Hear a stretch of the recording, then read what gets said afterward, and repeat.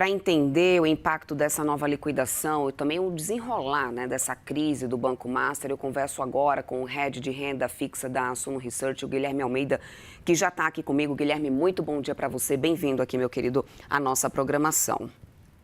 Bom dia, Débora. Sempre uma satisfação. Guilherme, vamos lá, né? O mercado financeiro brasileiro acaba de assistir duas liquidações decretadas pelo Banco Central em poucas semanas. Obviamente que isso é um evento pontual, não é usual a gente ver isso acontecer, mas é ligado às fragilidades específicas, inclusive, dessas instituições. E eu quero entender se isso se restringe apenas a isso, na tua visão, na tua análise, aí na análise da Suno Research, ou se isso já acende um alerta em relação à estrutura do sistema financeiro como um todo. Qual é a avaliação de vocês? Perfeito, Débora. Bom, eu acho que o centro dessa pergunta é se esses dois casos, a liquidação do Master e do Will Bank, geram um possível risco sistêmico que possa afetar toda a economia, toda a atividade bancária. Quando a gente fala em um risco sistêmico, esse risco ele se faz presente quando nós temos um efeito dominó, ou seja, quando a liquidação, a quebra de uma instituição, ela tem algum potencial de afetar outras grandes instituições e até mesmo a economia real. Ao nosso ver, e até mesmo na visão do Banco Central, esse risco sistêmico está totalmente afastado. Por quê? Porque o conglomerado master, ainda que nós tenhamos aí um acesso, né, de que isso esteja provocando rombo de bilhões no fundo garantidor de crédito e de que o seu patrimônio era altamente relevante, né, é a maior quebra da última década. O patrimônio do Master frente ao sistema financeiro nacional e o volume de depósitos representam menos de 1% de todo o volume do sistema financeiro nacional, né? Então, há uma tranquilidade em relação a um possível risco sistêmico nesse sentido, justamente porque a participação dessas instituições era muito pequena. Agora, é inegável que isso pode gerar um ruído, principalmente sob a ótica dos pequenos investidores, daquelas pessoas que estavam tendo ali o seu primeiro relacionamento bancário. O Will Bank, por exemplo, né, era um banco digital tradicional, tinha uma força relevante no Nordeste para a classe C, D e E, e muitas vezes foi a entrada para a bancarização de muitas pessoas. Uma quebra dessa necessariamente leva ali a um ruído na imagem do sistema bancário, principalmente em relação às instituições de pequeno e médio porte. Porém, a gente precisa diferenciar isso de um risco sistêmico. O risco sistêmico está afastado.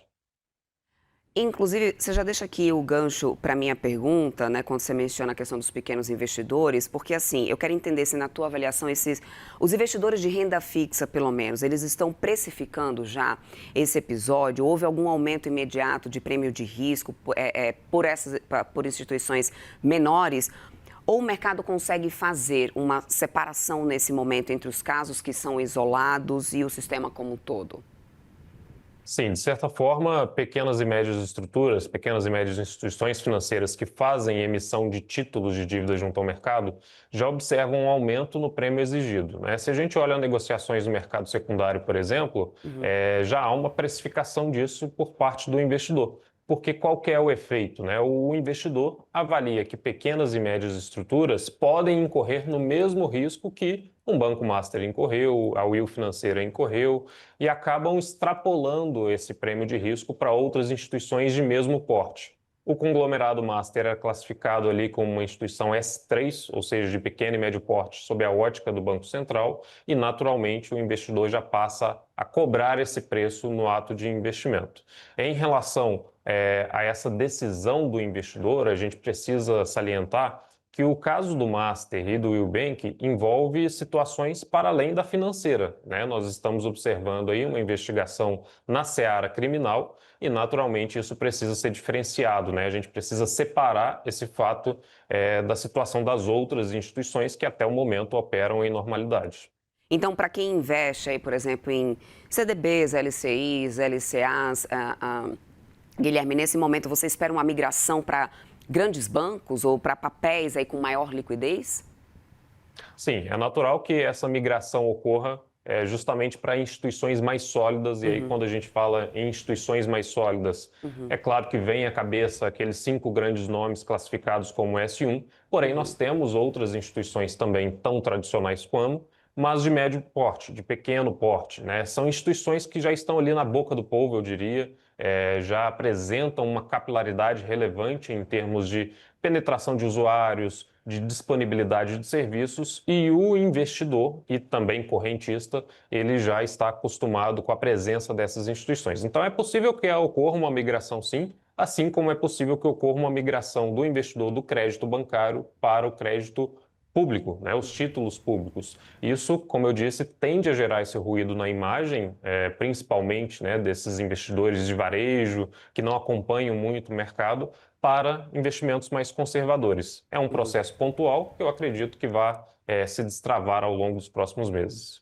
E agora, quanto à atuação do Banco Central nessa liquidação do Eubank, pelo menos grandes bancos saíram em defesa do Banco Central sobre uma atuação rápida e firme para evitar um contágio, inclusive. Esse tipo de intervenção tende a reduzir o risco ou gerar mais pânico? Como que vocês estão avaliando essa atuação firme do Banco Central? Bom, essa atuação ela é mais do que necessária, né? E a gente avalia que ela foi muito bem feita, principalmente em relação ao Eubank, né? Quando existiu aquela intervenção, aquela liquidação extrajudicial do Banco Master, no episódio se discutia se o Banco Central não demorou muito para intervir. Porém, depois nós vimos ali as diversas divulgações de que o Banco Central já começou a alertar o Banco Master em meados de 2024, ou seja, a atuação do Banco Central, da autoridade monetária, ela teve sim um início, no início do estágio da piora financeira do Master, né? O Master ele começou a apresentar uma deterioração da sua carteira de crédito, por exemplo, as suas fontes de captação estavam vindo a um custo muito alto e o Banco Central emitiu diversos alertas para a instituição. Quando da liquidação do Banco Master, em 18 de novembro de 2025, a Will Financeira foi colocada no RAET, né, no Regime Especial de Administração Temporária. Por que isso ocorreu? Por que não ocorreu a liquidação naquele momento? Porque havia uma operação, já em um processo, em um patamar acelerado, de negociação da estrutura do Will com um fundo estrangeiro. E isso era benéfico para todo mundo, seja para o sistema financeiro, seja para o Fundo Garantidor de Créditos, que iria arcar com um saldo menor em termos de garantias, seja para a própria autoridade monetária. Porém, a operação ela não vingou, não foi para frente e tivemos esse episódio do dia 19 envolvendo aí a Mastercard, que foi o descumprimento das obrigações financeiras por parte do Will. Então nós entendemos que a intervenção ela foi necessária justamente para provocar essa tranquilidade junto ao mercado e tentar resolver da melhor forma possível a situação financeira das instituições, fato que infelizmente não ocorreu no fim das contas.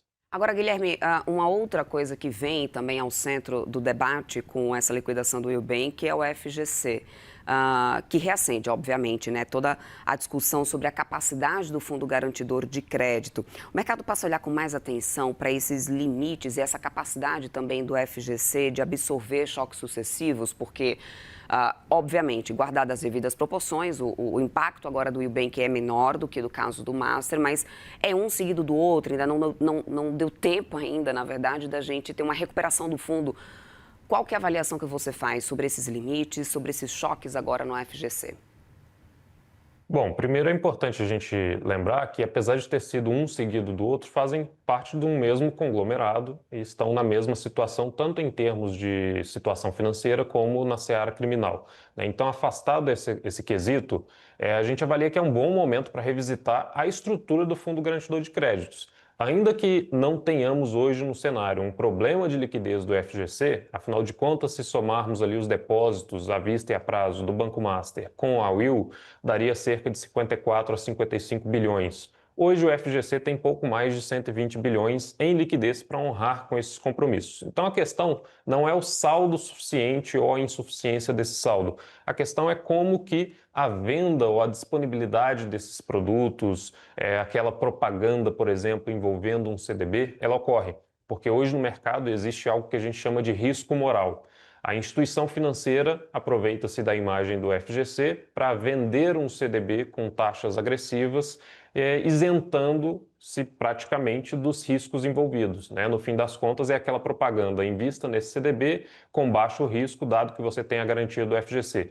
O investidor de varejo tem o mesmo pensamento. ele negligencia a diligência necessária na avaliação da situação financeira da companhia, faz o aporte naquelas taxas mais atrativas e delega esse risco para a figura também do fundo garantidor de créditos. Então, hoje no mercado existe um risco moral associado à forma com que esses produtos são disponibilizados. Então, eu acredito que seja um bom momento para se discutir, tanto no sentido da publicidade, do uso da imagem do fundo garantidor de créditos para essa finalidade, como também da sustentabilidade do próprio fundo, que já está sendo, inclusive, discutida, né? O fundo garantidor já divulgou, de certa forma, que há um pacote justamente para recompor essa reserva de liquidez que hoje o Master e a Will irão abocanhar. Então, existe aí uma expectativa de antecipação de contribuições por parte das instituições associadas, mas também há um projeto para aumentar de forma residual as alíquotas das contribuições e, dessa forma, manter a sustentabilidade